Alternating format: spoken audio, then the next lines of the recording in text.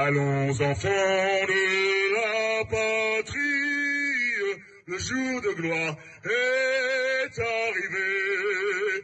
Contre nous de la tyrannie, l'étendard sanglant élevé, l'étendard sanglant élevé.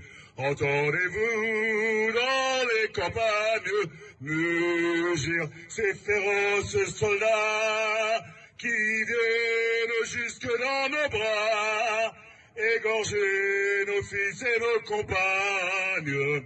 Aux armes, citoyens, formez vos bataillons, marchons, marchons, qu'un sang pur abreuve nos sillons. La voix de David Dickens qui, du haut de son balcon, chante tous les soirs la Marseillaise. L'image et le son sur RMC Story. Salut David. Salut les Toulousains, salut Max, salut Olivier.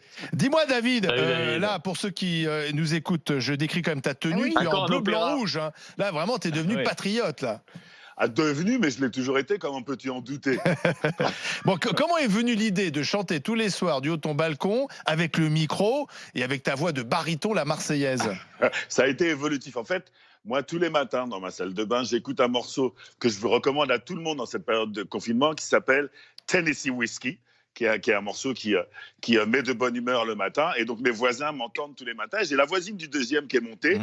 Et qui a dit oui, David, est-ce que David pourrait chanter la Marseillaise le soir à 20h? C'est comme ça que ça a commencé. Donc j'ai commencé a cappella sans matériel. Et puis j'ai vu que ça prenait bien autour du parc Monceau. Les joggers que j'avais menacés m'ont pardonné, ils venaient m'écouter. Tous les voisins écoutaient et répondaient, c'était très sympa. Donc j'ai dit, Amazon fonctionnait encore à l'époque, donc on a acheté une petite sono avec des baffles, des enceintes que j'ai collées sur le balcon. Et puis tous les soirs, depuis 38 jours maintenant, on se réunit avec les voisins et on entonne à tue-tête la Marseillaise. Et c'est très sympa. Les gens viennent me voir et me disent qu'ils apprécient vraiment. Et tous les soirs, il n'y a pas des plaintes au bout d'un moment? Et non, justement, au contraire, il y a un vrai plébiscite. Les gens sont super contents. Ça permet aux voisins, nous, on ne se connaissait pas. Tu vois, moi, vous discutez. Je me mets à la fenêtre, je dis Monceau, est-ce que vous êtes là? Le 40 boulevard de Courcelles, est-ce que vous êtes là? Tout le monde répond, c'est vraiment super.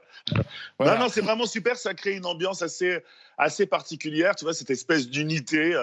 J'ai mis le drapeau français sur mon balcon, le drapeau européen sur mon balcon, et on y va à fond pour les soignants, les éboueurs, les livreurs, les chauffeurs de bus et tous ceux qui nous chérissent. Tu mets l'ambiance dans le quartier. Maxime Liédo. Absolument, ouais. Maxime, absolument. Ça va te donner des idées, toi, du côté. Alors, j'ai dit que tu étais à Angers. Non, en ce moment, tu es plutôt en Vendée. Tu es confiné chez papa-maman et tu fais tes études à Angers.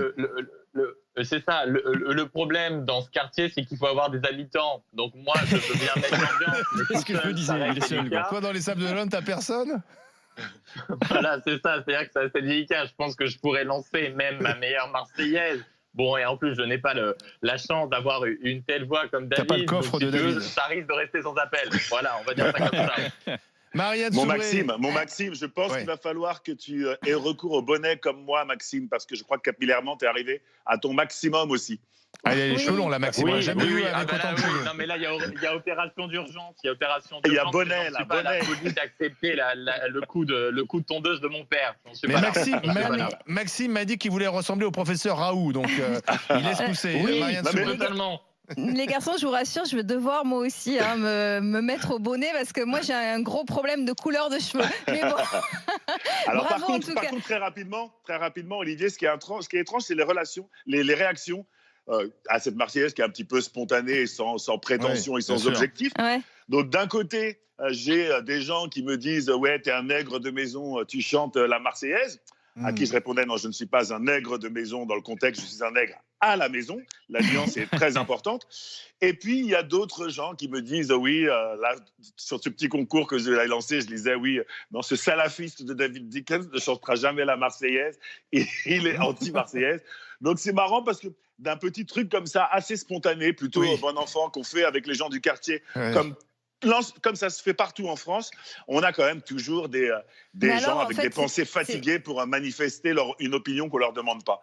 Marianne Soubré. C'est assez marrant parce que bon, bravo parce que c'est. Alors moi je sais pas, j'arrive pas à savoir si tu es baryton ou basse. Moi, mais bon, peu importe. Mais on voit que c'est un peu aussi par quartier, c'est-à-dire chez David, plutôt un beau quartier et tout, on chante la Marseillaise. Il y a aussi, on en parlait tout à l'heure, question pour un balcon, moi qui me fait énormément rire. Donc là, on est plus sur un truc de quartier un peu plus jeune et tout. Et ben figure-toi que j'ai vu aussi, il y a dans certains beaux quartiers, c'est-à-dire le côté du 15e vers le 7e, il y a un gars qui joue de la trompe de chasse. Donc trompe de chasse quand même.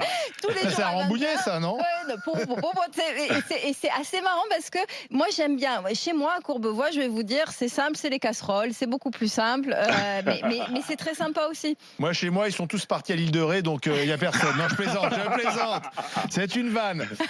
Jérôme Marty. Non, mais c'est ça qui est merveilleux, c'est que l'isolement a créé le rapprochement. Donc on est dans un paradoxe qui est global, mais qui est fabuleux, parce que jamais on n'aurait pensé arriver à avoir ce rapprochement entre les voisins qui se connaissaient pas la plupart du temps et qui là ont appris à se connaître et appris à se respecter et à faire quelque chose ensemble, parce que c'est ça le confinement, c'est l'addition d'individualité qui crée un collectif, et on est pile là-dedans dans ce que fait David. Alors David, tu crois pas si bien dire, Jérôme, tu crois pas si bien dire, parce que nous en plus la spécificité de notre environnement là, c'est qu'on est tous autour du parc, donc on ne se voit pas.